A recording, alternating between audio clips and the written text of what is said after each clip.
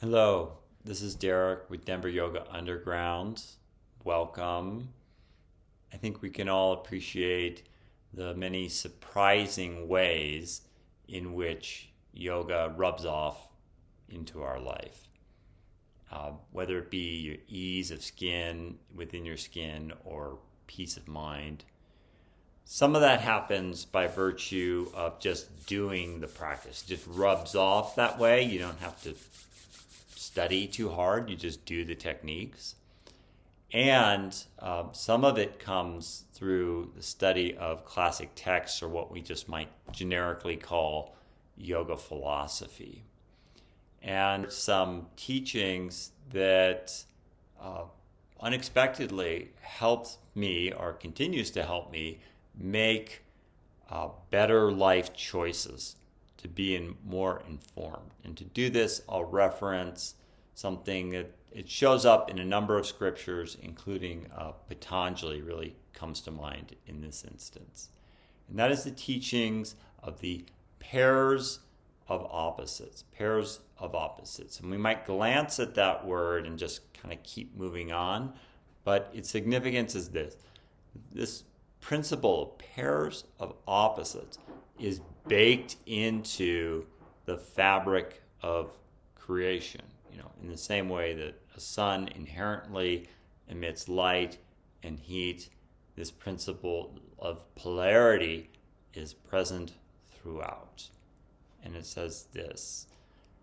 So examples of pairs of opposites could be night and day, right? Like if you took one of those features away, night, say, and only had day, you wouldn't even know that it's day, right? So they inherently define one another. Another example could be gain and loss, right? Again, they inform one another. We appreciate health so much more in its absence, right?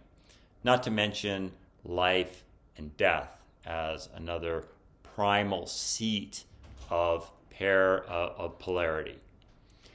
And a common presumption that can be made is that we should then, and is deeply baked human tendency to then orient largely towards pleasure and avoid all pain, right?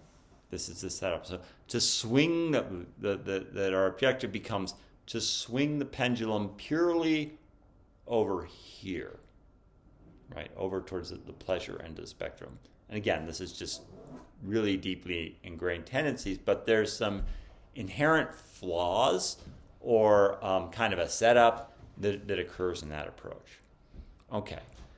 Number one, avoiding of all pain just inherently creates some level, low or high grade anxiety. I can't go there. I can't go there. A form of distress. Okay.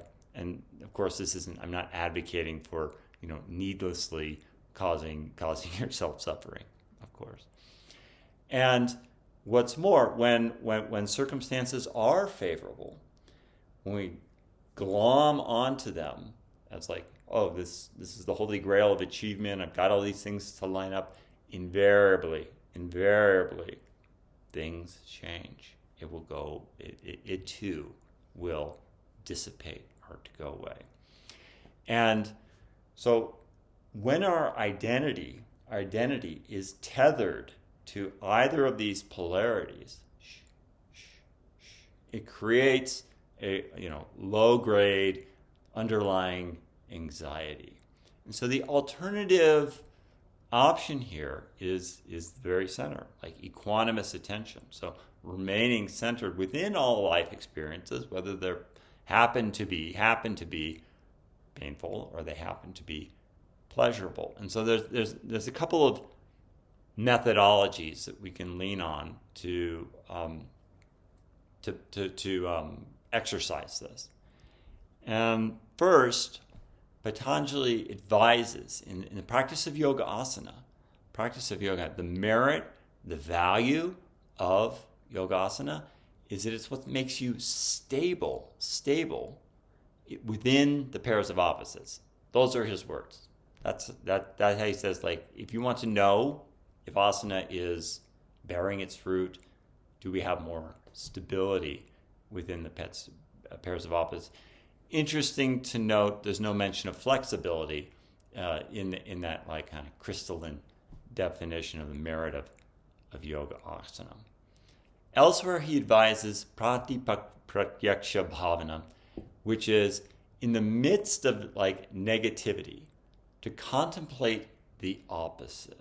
So think of any, I'm sure you won't have to think long to reflect on where there may have been a little bit of friction, and to replay that scenario in the mind in a more loving and wholesome light, right?